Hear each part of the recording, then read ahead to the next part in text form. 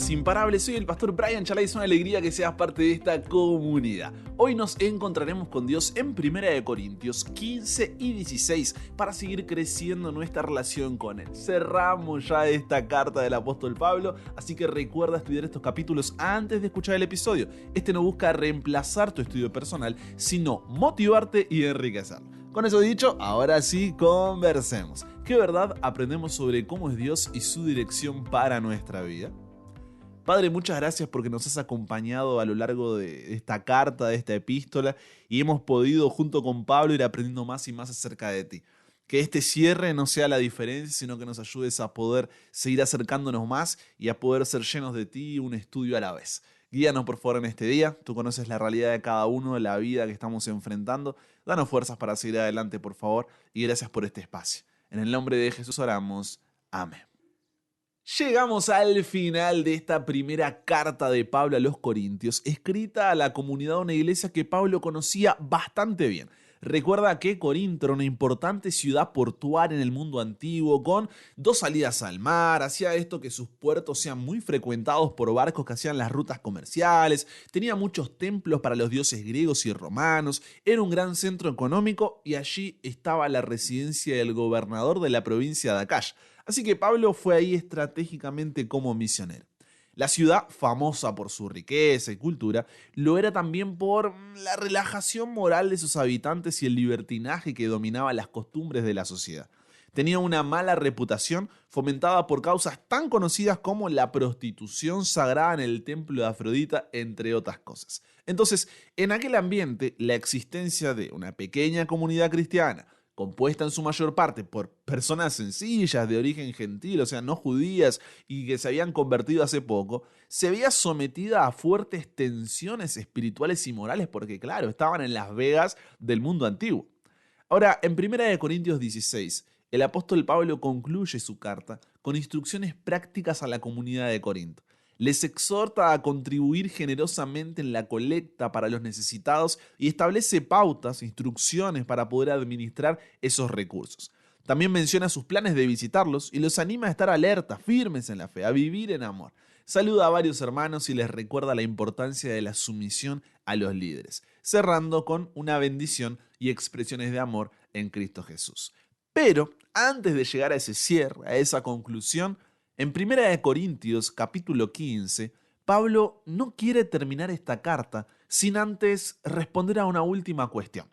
Ya, si estuviste estudiando junto con nosotros, viste que le respondió sobre el liderazgo, sexualidad, alimentación, la vestimenta de las mujeres, los dones espirituales, el amor, el don de lenguas, la santa cena o cena del Señor, pero queda una cuestión más, la resurrección.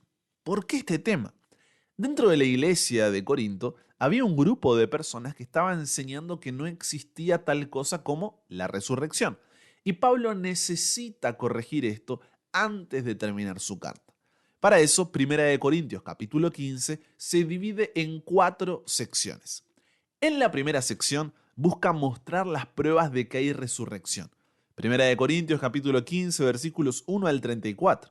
El apóstol Pablo se sumerge en un razonamiento profundo, vamos a decir así, para establecer la realidad y la trascendencia, la importancia de la resurrección.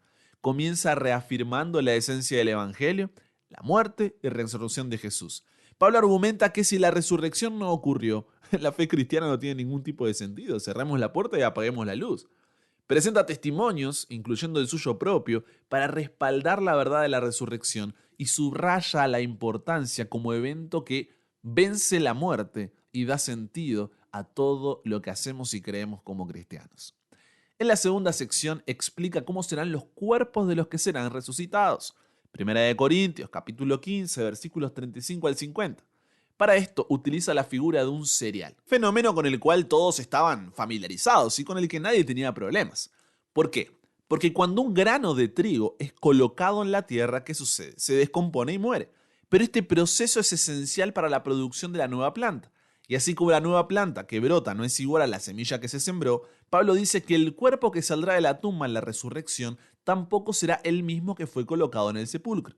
Por supuesto, habrá semejanza, no es que vamos a ser totalmente diferentes y yo voy a ser rubio de ojos celestes, pero también habrá diferencias en lo que quiere decir. El nuevo cuerpo no está compuesto de las mismas partículas de materia que formaban el cuerpo antiguo. A eso hace referencia. Sin embargo, se conservará la identidad personal de cada individuo sin las marcas de una vida y un mundo de pecado. Este es un milagro que ocurre solo y únicamente por el poder de Dios. En la tercera sección describe qué sucederá con los que estén vivos cuando Jesús regrese por segunda vez. Primera de Corintios, capítulo 15, versículos 51 al 53. Aquí describe el evento con un tono apocalíptico. Enfatiza la repentina transformación de los creyentes vivos. El toque de la trompeta y la victoria sobre la muerte resuenan en este pasaje, subrayando allí la majestuosidad y la inmediatez de la transformación que va a ocurrir cuando Jesús regrese por segunda vez. He aquí os digo un misterio, dice Pablo en 1 Corintios 15, 51. No todos dormiremos, pero todos seremos transformados. Finalmente, en la cuarta sección, señala las razones por las que la resurrección es importante en la vida de un cristiano. 1 Corintios capítulo 15, versículos 54 al 58. Y es en esta última sección que me quiero expandir un poco más. ¿Por qué? Porque muchas veces predicamos, cantamos y sabemos sobre un Jesús resucitado. Pero ¿qué significa esto realmente? ¿Por qué si la resurrección no ocurrió, nuestra fe no tiene sentido? Quiero compartirte 10 razones por las cuales la resurrección cambia tu vida, ¿ok? Primero, la resurrección de Jesús significa que eres justificado ante Dios. Romanos 4:25 dice que Jesús fue entregado por nuestras transgresiones y resucitado para nuestra justificación. ¿Qué significa esto, Brian? Por causa de nuestros pecados, la humanidad está separada de Dios y es incapaz de tener una relación con Él. Y la consecuencia de nuestro pecado es la muerte. ¿Por qué? Porque si Dios no destruyera el pecado, dejaría de ser santo, justo, recto, dejaría de ser amor. En pocas palabras, estamos condenados y no hay nada que podamos hacer para cambiar nuestra condición. Y es precisamente ahí donde entra Jesús. Justificación significa prueba de la justicia de alguien. Cuando Jesús murió en la cruz, al no haber pecado, ¿qué sucedió? Él tomó nuestro castigo para que pudiéramos ser justificados delante del Padre. La resurrección confirma que Dios aceptó el sacrificio de Jesús por nuestros pecados y gracias a Él, sola y únicamente por Él, tenemos acceso a una reconciliación con el Padre. Cristo fue tratado como tú mereces, para que tú puedas ser tratado como Él merece.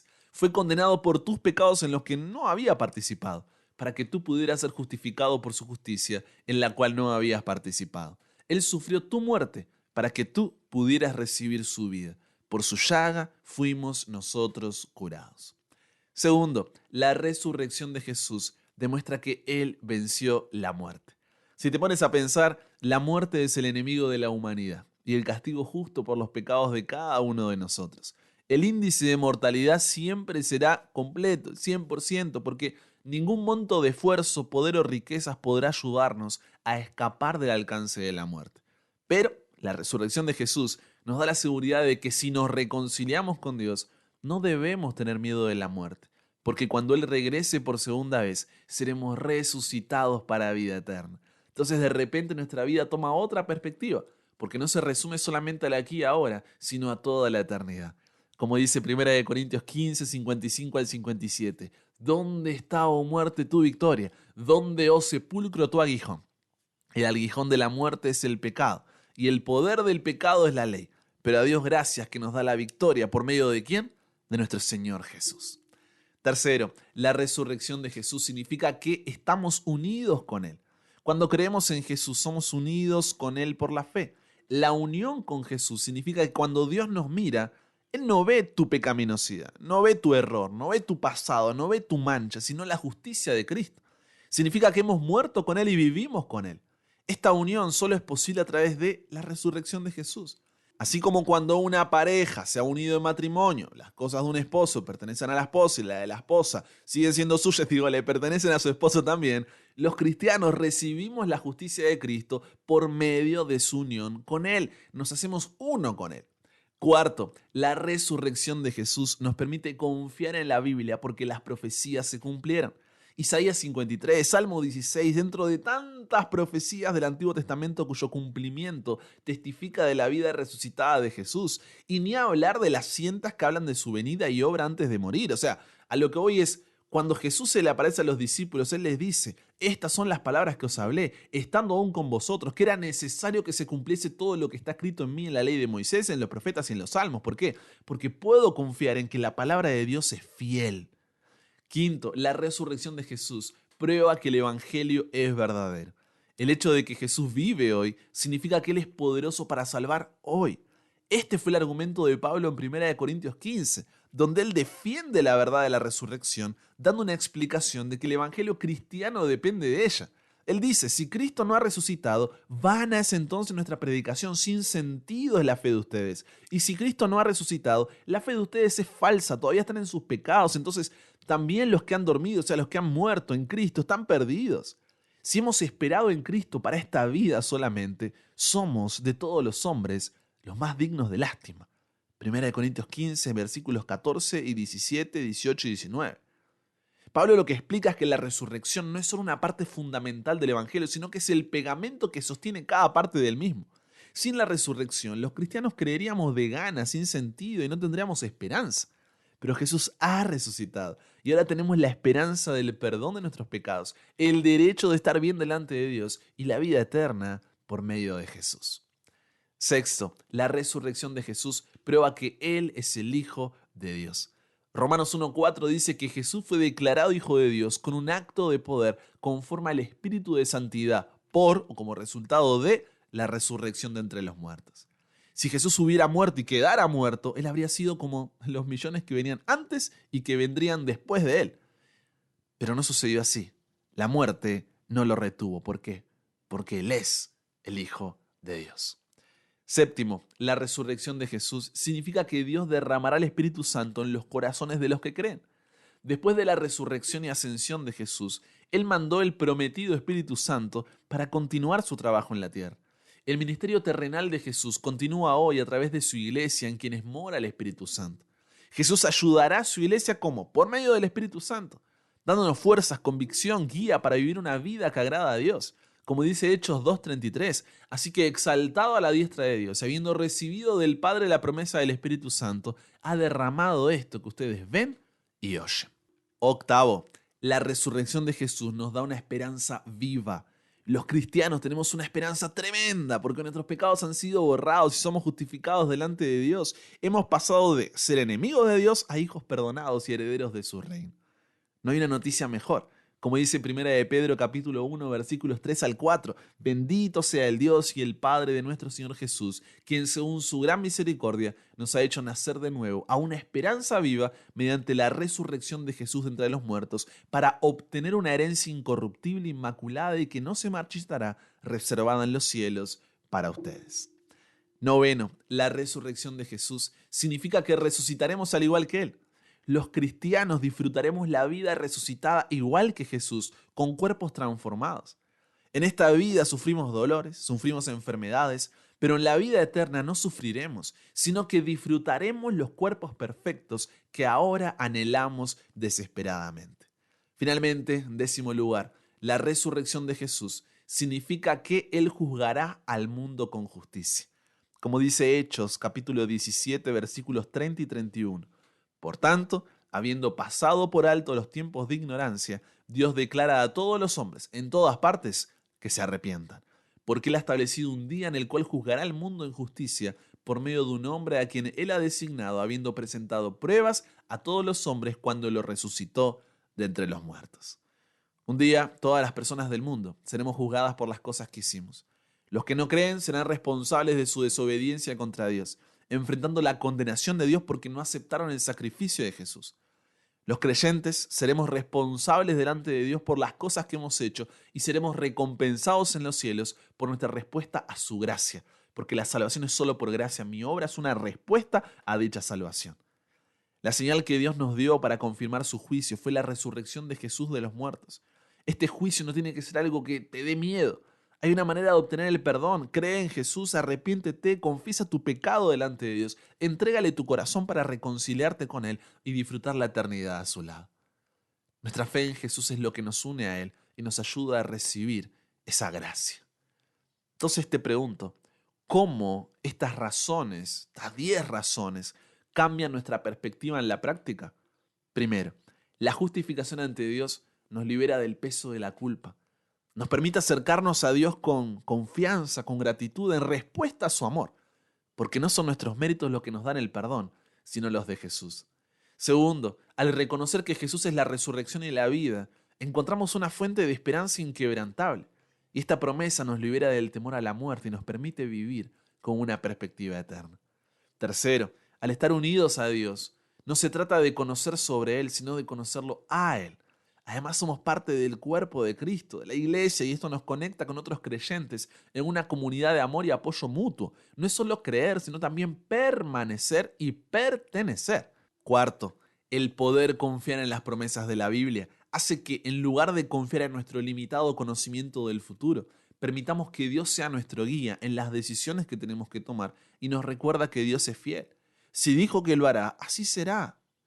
Quinto, el Evangelio se convierte en una realidad en nuestra vida. Experimentamos su impacto transformador y compartimos esa buena nueva con otros, extendiendo así el reino de Dios en la tierra. ¿Por qué? Porque entendemos que es una buena noticia. Sexto, nuestra identificación de Jesús como el Hijo de Dios nos lleva a entender todo lo que Dios estuvo dispuesto a entregar por ti y por mí, experimentando así su incomparable amor. Séptimo, el pedido diario del derramamiento del Espíritu Santo nos guía, nos consuela, nos capacita para vivir de acuerdo con la voluntad de Dios. Octavo, la esperanza en medio del sufrimiento y el dolor nos recuerda que este mundo no es nuestro destino final y que un día seremos liberados de todo lo que estamos atravesando. Nos da una razón para seguir luchando. Noveno, nos recuerda que la vida en esta tierra no es el final y nos consuela al saber que nos volveremos a encontrar con aquellos que murieron creyendo en Jesús para pasar la eternidad con ellos. Finalmente, décimo, nos da la seguridad de que Jesús juzgará al mundo con justicia. Nos recuerda que todo será restaurado y renovado según el plan divino, porque Dios es un Dios justo. No debo tomar la justicia por mi cuenta, debo confiar en que Él, a su tiempo y en sus formas, hará lo que es correcto. Cierro entonces con las palabras de Jesús. Yo soy la resurrección y la vida. El que cree en mí, aunque muera, vivirá. Y todo el que vive y cree en mí, no morirá jamás. ¿Crees en esto? Entonces vive de acuerdo a esta verdad. Conversamos con Dios sobre esto. Padre, qué lindo tema el de hoy, porque muchas veces enfocamos tanto en la cruz y nos olvidamos de ver también el tema de la resurrección, ¿no? Y cómo esa resurrección nos brinda esperanza, fuerza, consuelo, nos da una perspectiva mayor, nos da seguridad, nos da una razón de ser, nos permite confiar en ti.